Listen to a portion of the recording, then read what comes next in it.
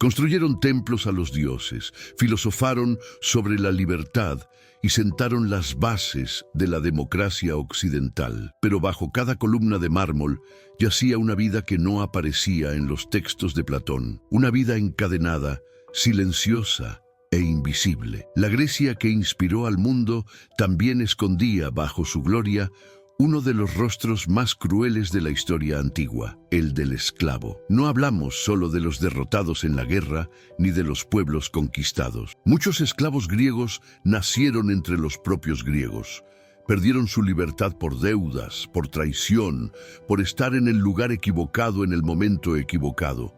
Y una vez dentro del sistema, escapar era casi imposible. En este video comprenderás por qué ser esclavo en la antigua Grecia significaba más que cargar piedras u obedecer órdenes. Significaba ser despojado de la propia identidad. Significaba vivir sin nombre, sin protección, sin futuro. Expondremos lo que ocultaron los poetas, lo que adornaron los libros y lo que la civilización que enseñó al mundo a pensar decidió olvidar. Porque antes de que existiera la democracia, existía la servidumbre. Y pensar que, para muchos, la esclavitud parecía lejana, reservada para los derrotados en batalla, para los otros. Pero, ¿y si bastara con un error, una deuda, un momento de debilidad para cruzar esa línea invisible? Si este giro de los acontecimientos te sorprendió, es porque hay mucho más tras la fachada de la Grecia clásica. Así que suscríbete al canal ahora,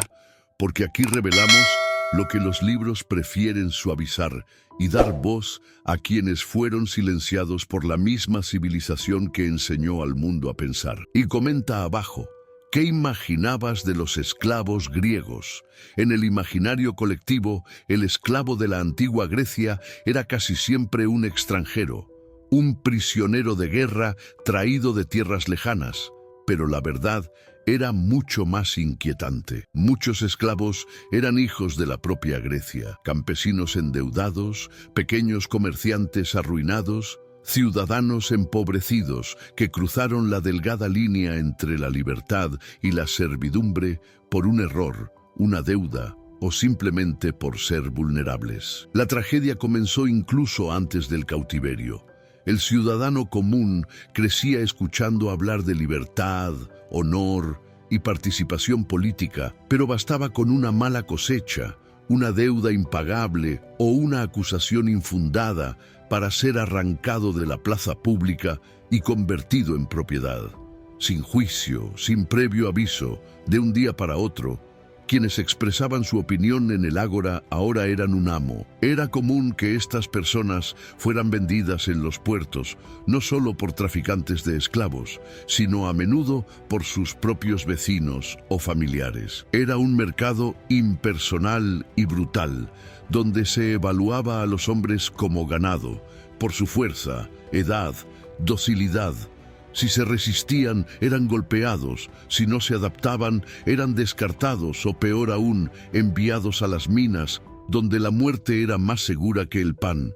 Y luego estaban aquellos que nunca tenían opción, niños abandonados en las calles o en los templos, huérfanos, entregados a ganaderos, que luego los vendían. Nadie preguntaba por sus orígenes, nadie buscaba justicia. El sistema lo aceptó. La ciudad lo permitió, y el cuerpo del esclavo se convirtió en una herramienta sin identidad, sin nombre propio, solo una función. Lo más cruel era el lenguaje de los griegos. No había una distinción clara entre hombre e instrumento viviente. El esclavo era una extensión del hogar, como una ánfora, una escoba, una bestia de carga.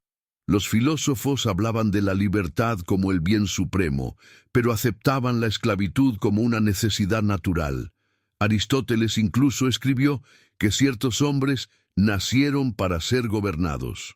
Era una justificación moral para una estructura económica basada en el dolor. Incluso entre los más privilegiados, como los esclavos domésticos, la vigilancia era constante. Todo podía ser arrebatado en cualquier momento.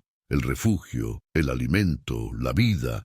Escapar era casi imposible. e incluso quienes lo conseguían tenían pocas posibilidades de sobrevivir. Eran perseguidos, cazados como fieras, castigados con la mutilación o la muerte.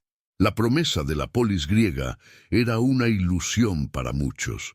La libertad, celebrada en el discurso, era una frontera invisible, una que se cruzaba no con valentía, sino con sangre. Y quienes estaban al otro lado pronto descubrieron que la civilización también podía ser una prisión de mármol. La Grecia que inventó el teatro también se especializó en escenificar castigos, pero aquí el escenario era la calle, el patio trasero, el sofocante interior de las minas. Y el público no aplaudía, observaba en silencio, como quien observa el correcto funcionamiento de una máquina. Para el esclavo, el castigo no era una excepción, formaba parte de la rutina. La ley lo permitía. El ciudadano tenía derecho a castigar a su esclavo como quisiera, siempre que no causara su muerte innecesariamente. Pero esta necesidad era una línea invisible y arbitraria, una mirada torcida, un plato mal lavado, un silencio inoportuno, y la respuesta podía llegar con el látigo, o con el fuego, o con la privación de comida durante días. Había también un detalle cruel. El esclavo no podía testificar ante el tribunal a menos que fuera bajo tortura. Así es, la justicia griega solo aceptaba las palabras de un esclavo si venían entre gritos. Era la institucionalización del dolor como una verdadera herramienta, como si el sufrimiento fuera la única forma de que un sumiso se volviera digno de confianza. Incluso entre los esclavos que vivían vidas mejores, en las casas de los ricos, cuidando a los hijos de sus amos, la tensión era constante. No formaban parte de la familia, eran muebles con patas. En cualquier momento podían ser vendidos, intercambiados, castigados. Un solo error bastaba para que un favor se convirtiera en un látigo. La disciplina en la antigua Grecia no necesitaba mazmorras, vivía en el cuerpo del esclavo, y lo más perverso era que, con el tiempo, muchos aceptaron este rol como parte del mundo, porque el miedo, cuando es constante, no grita, se acalla y silencia a quienes lo soportan. Si la vida de un esclavo doméstico ya era inestable, la de los trabajadores manuales rozaba lo inhumano. Las minas de plata de Laurión, en el sur del Ática, eran el escenario más brutal de esta realidad. Allí, miles de esclavos eran obligados a diario a entrar en túneles estrechos y oscuros, saturados de polvo tóxico. Respirar ya era un desafío, y vivir una improbabilidad. La mayoría murió prematuramente, aplastados por deslizamientos de tierra, asfixiados por los gases o consumidos lentamente por enfermedades pulmonares. El trabajo era incesante. Desde el amanecer hasta el atardecer, sus cuerpos demacrados cargaban piedras, martillaban rocas y buscaban minerales. No había alivio, solo sufrimiento y agotamiento alternados. Quienes se desmayaban eran reemplazados como piezas rotas. Nadie registraba nombres ni fechas. Para el Estado, el esclavo era simplemente un recurso, como el mismo mineral que extraían, en la cantidad de plata extraída. Bajo el sol implacable, los esclavos griegos araban, cosechaban y remaban, sin derecho a cosechar, descansar ni a un nombre. En los campos, las minas y los trirremes, la vida era un castigo prolongado, la muerte un silencio sin lápida. No tenían cabida en la política, la justicia ni la memoria. Los niños nacían ya condenados. Incluso después de la manumisión, la libertad era condicional.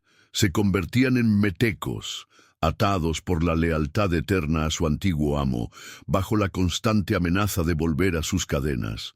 El estigma se transmitía de generación en generación. La Grecia que celebraba el pensamiento se alzaba sobre espaldas anónimas, borrando millones de voces. Y quizás esta fue la peor esclavitud, la que sobrevive a las cadenas. La historia que acabas de escuchar no está en los libros que ensalzan a Grecia como la cuna de la civilización.